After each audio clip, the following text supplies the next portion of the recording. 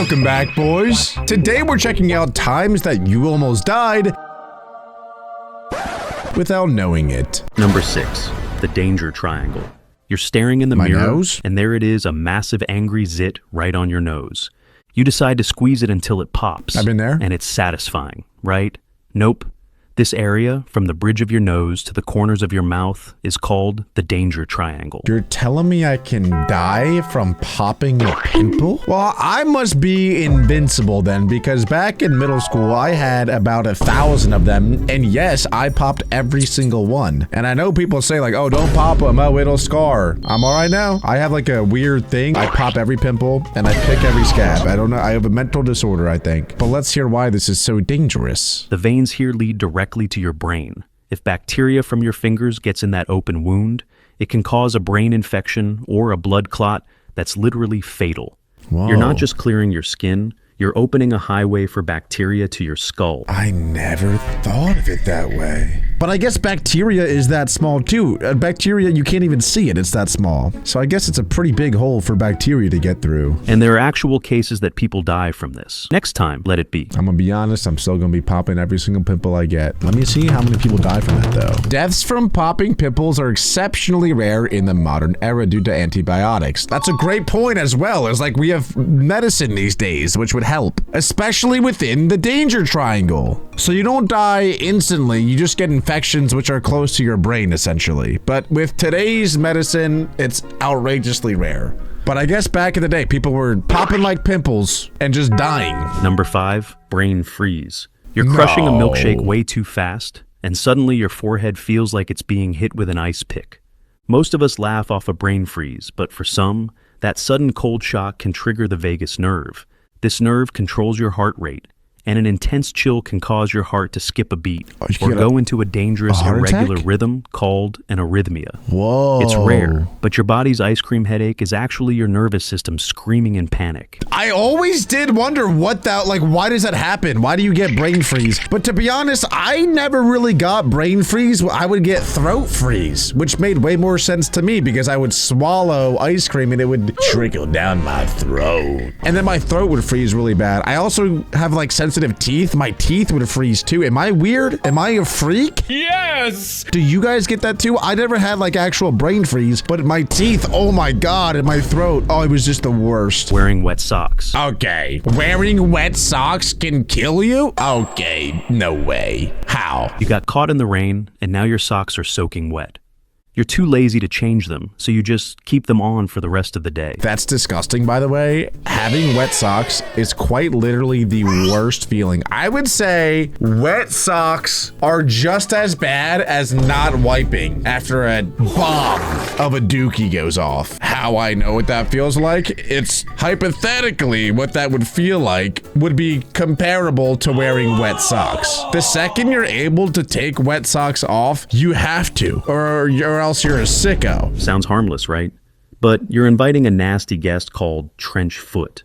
When your feet are damp for too long, Fungus the foot? skin starts to die and the blood flow stops. If left long enough, it leads to gangrene, which is literally rotting flesh. Oh God. People have actually lost toes and feet just because they didn't bother to put on dry socks. No way. If your feet are wet, dry them off, you nasty child. How long must you be wearing those socks for to get to that point, bro? Because if it's due to them being wet, people are in the water for like hours and hours at a time. I need to know how long you gotta wear them for. That's insane. Even AI says it's bad. Yes, wearing wet socks is bad, especially for extended periods, as it increases friction to lead to blisters. Okay, that's not that bad. Ooh, fosters bacteria, fungal growth. Ooh. Yeah, and there's the trench foot. I don't know why I ever doubt whatever Pele says. I should just believe every single thing that he says because he's always right. Number 3.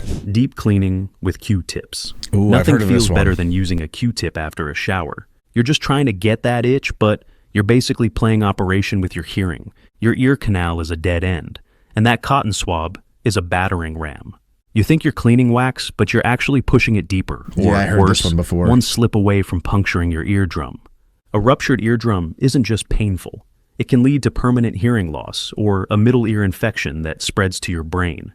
Your ears are self-cleaning, so stop treating your head like a construction site. The thing is, though, is like having gunk in your ears is such an awful feeling. Like, I hate it. Now, I don't use Q-tips, but I'm not recommending anyone else do this because it's pretty gross. But I will get a tissue paper or napkin or whatever, and I'll use my finger. I'll put it around my finger, and then with that, I'll try to scoop out like some of the excess wax that I have. This way, I'm not like digging way deep in there because my finger can't fit that deep in my ear, but I'm at least like getting some of the gunk out that is super uncomfortable. I hate it. And it's like, I'll admit it's gross. Like if I saw somebody else doing that, I'd be like, ew, dude, you're freaking disgusting. That's gonna make me throw up. I'll admit it, I do that. Number 2, cutting mold off bread.